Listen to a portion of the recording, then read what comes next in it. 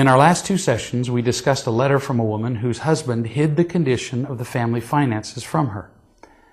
I recommended that she clearly require from him a full disclosure of their finances, now and at a specified time every month, but without any irritation or victimhood. She was entitled to this whether she worked full-time or not. I further suggested that if he resisted her requirement, she must not respond with anger or defensiveness, thereby jumping onto the field of death. Now back to the writer of the letter.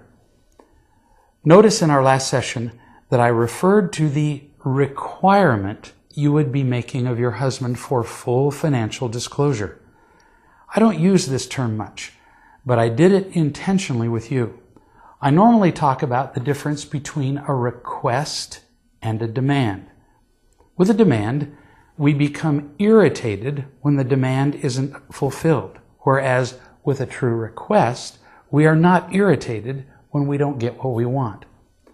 Requirements are similar to both requests and demands because something is being sought. But let me explain the differences. Let me emphasize that I'm describing requirements as they should be in real love. Requirements are different from requests in that requests can go unfulfilled without any problem, whereas requirements must be fulfilled. We will do whatever it takes to see to it that they are. On the other hand, in real love, requirements are similar to requests in that there is no irritation associated with unfulfilled requirements. If someone fails to fulfill a requirement, we simply take whatever steps are necessary to fulfill the requirement without irritation directed at the person who has failed to fill the requirement. Let me illustrate all of this by applying it to you and your husband. Let's imagine that you describe to your husband what you require for full financial disclosure, a clear statement of net worth, access to savings and checking accounts, a monthly update, and so on. Obviously, we hope that he'll respond with, "Why, I'd love to give you all that.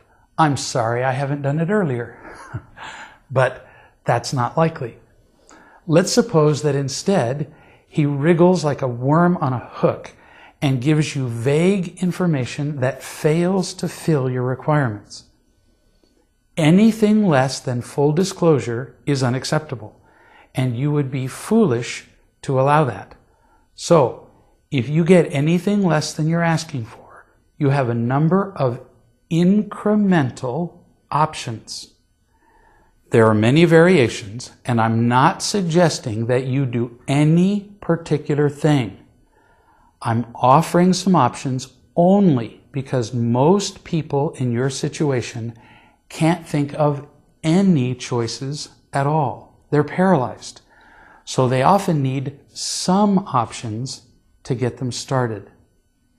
Your first option might be to say something like this, quote, "Fred," or whatever his name is, "your answers are a lot less than I was asking for.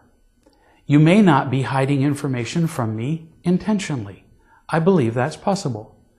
You may simply not know how to share it with me. For that reason, I believe we need the help of an accountant.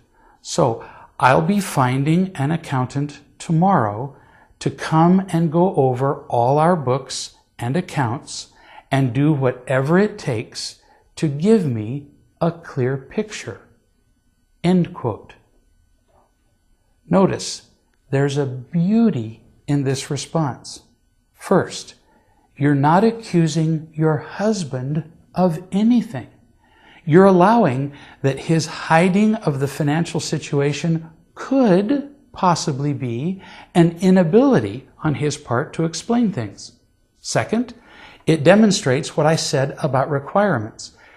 You are not making a request for more information here because a failure to fill the request is not an option. That makes it a requirement. But you are also not giving in to anger, which would make it a demand. In this moment, when your husband realizes that you are not joking about this, that you will make something happen, you'll learn a great deal about your husband's real motivations regarding your finances. And we'll talk about that in our next session.